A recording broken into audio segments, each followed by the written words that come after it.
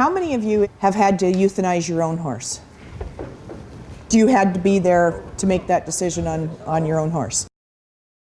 How many of you have a written plan of euthanasia that your vet and your family know? First of all, sadly, if we own horses, chances are at some point in time we're all going to have to face that decision, which is a really unhappy one. I know it's a very, very tough issue for us to talk about, but I think it's a really, really important issue for us to talk about. I'm very privileged to work with the SPCA on the training. We work very closely with them on several different things. So what I want to present to you is, let's think of the concept of quality of life, all right? Or another way of looking at it is a life worth living, because that's what we need to start backing up and thinking about it from that, all right? So a couple of different ways of assessing and defining equine welfare. It's actually a big area of research right now in the equine welfare science forums. And so that's where a lot of this stuff has been drawn from, and we do this in our courses.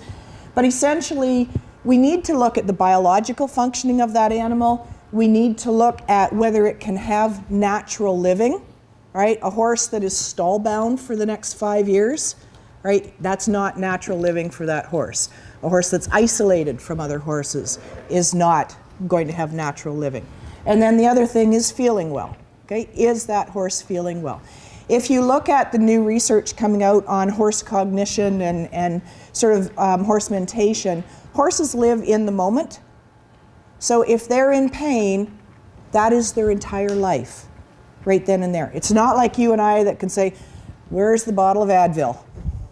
Right? And we know that we can get through this pain, or you've got a headache and okay, it'll go away, or whatever. Right? Horses live in the moment. And so that's one of the problems with them. They don't know that this pain is going to go away, or that, you know, the vet is coming to help them and is going to give them the pain relief.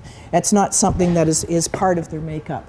So we need to do that. So one of the ways that we assess quality of life in horses and welfare considerations in horses is with the new concept called the 5 freedoms. It's still a relatively new thing for a lot of horse people to think about it, and it's being used right across the board for all animals. And so particularly when you take ownership of a horse, you do take ownership of your responsibilities to provide this. So the first is freedom from hunger and thirst. That's a pretty obvious one. Freedom from discomfort, another pretty obvious one. Freedom from pain, injury, or disease. The next one gets a bit tricky. Freedom to express normal behavior or natural behavior. What do we do with horses? Put them in a stall, feed them twice a day instead of 16 little meals a day. We keep them from socializing, or we separate them into artificial groups. All the mares over here, all the geldings over here, the stallion all by himself at the end of the barn. All right, so we do a lot of things that are completely against the normal behavior, or we do a lot to prevent horses from expressing normal behavior.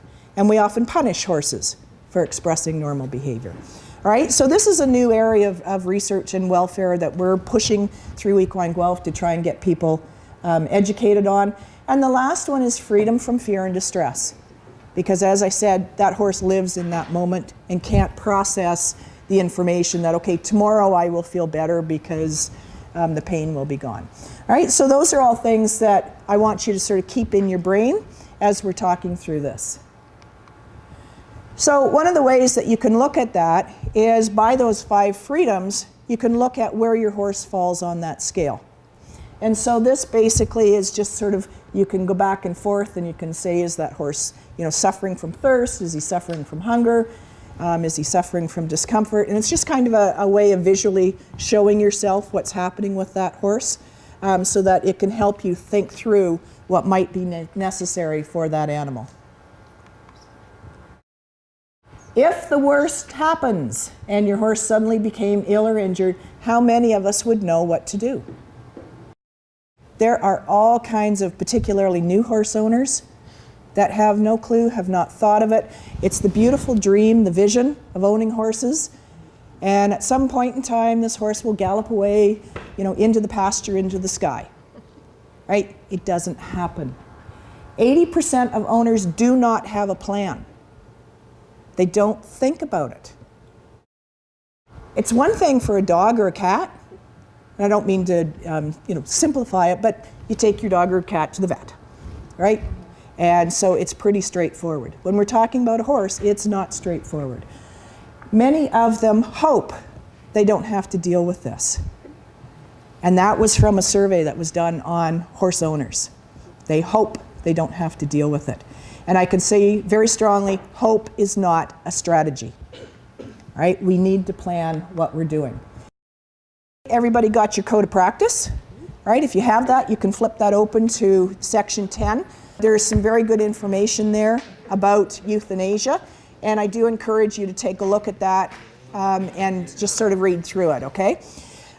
So this is a guideline for us to follow and helps us understand a bit more about euthanasia and the need for it. When is it time for euthanasia? Right? And that's where we're talking about that quality of life, a life worth living. The latest research from a survey that was looking at horse deaths, only 1 in 8 horses die from natural causes, right? Or die quietly. 1 in 8. It shouldn't be surprising. How many humans? How many dogs? How many cats? All right? So it is extremely rare. We'll let nature take its course. No. All right? When it comes to dying, nature is not kind. All right? Nature, if that horse was feral, the coyotes would take it down pretty quick. And while that's not kind, it is at least quick. Right? Allowing a horse to continue on, whether it's through pain or disease or anything else, all right, and letting nature take its course. Nature can't take its course because we put that horse in a stall, right, and we're doing all kinds of other unnatural things. So there is none of this natural, lovely view of the horse riding off into the sunset thing, right? So only 1 of 8 horses die of natural causes. So it's the other 7 cases where you have to make a decision. And you need to be working with your veterinarian on that to whether or not you have to make the decision to euthanize the horse, or are you going to proceed and move forward. So in the case of any death, regardless of whether it's due to euthanasia or natural causes, there are matters that need to be considered, and it is far easier to do in advance of the death. If I go away for a week, who's looking after my horses? My husband. So that's one of the issues I have, though, is he's looking after my horses, and that always is a concern for me. But I have had that discussion that I do not want heroic efforts taken for my horses. I have a limit in terms of how much I can afford to spend because I have other animals. So I can't blow all my money on this one animal and then the rest of them suffer. Right? So we have to start thinking that through and making decisions. And you know how we talk about being horse rich, cash poor? So this is one of those times we have to think that through. Do you have an emergency horse care bank account? In that bank account, I have X dollars, and I know if whatever's going to happen, I can't afford to go beyond that. I'd have to think really, really carefully for the right circumstances. But I make that decision in advance. The last thing you want to be doing is having, a veterinarian talk to you. Well, okay, it's colic surgery. It could be $10,000. It could be all this amount of caring and nursing and extra costs. And you're sitting there in the throes of it. Yes, yes, do it. And then afterwards, you don't have $10,000 or $12,000 to spend on it. Right? So it's a sad thing, but we have to start making those decisions ahead of time. Have you discussed your wishes with your family, whoever is helping to take care of your horses, and your veterinarian? And I really, really encourage you to do it. It makes it a lot easier. All right? I had to put my mare down, Laura very kindly, who is lovely in that situation, I have to admit, because it's a very, very difficult situation. But not that it's good, but it was, relatively speaking, a good experience for everybody concerned because we knew exactly what was going to happen. Do you have a plan? Do you have the contacts written out? Do you have the phone number for dead stock removal? Do you know if you can bury your horse on your property? And if you do, who's going to bring in the backhoe for you? I live on the Canadian Shield. I'm not burying anything out there. All right, I have like 3 inches of soil and that's it. So I have to know what I'm able to do, and in some municipalities you can't do that. So know what you can and cannot do in that situation ahead of time. You don't want to be sitting there trying to figure that out in the throes of that emotional distress. The other thing I want to leave you with, this is not about you. And when we do our large animal emergency rescue, we have Rebecca come up and she does a euthanasia thing, and she does it much better than I do because you will never forget that phrase when Rebecca says it. Way too many times I've talked to horse owners and I get people phoning me in my job going, oh, the vet's saying I should put the horse down. I can't do that to my animal. I just won't do it to my animal. Well, it's not about you. It's about your horse, all right? So, quality of life and the decision to euthanize questionnaire. So there's various tools that can help you as a horse owner to think it through and talk to your veterinarian about it. The other thing is that World Horse Welfare has some excellent materials that you can use. They actually go through a decision tree and they have a form that you can fill out so that you can talk to your vet and have all of that listed.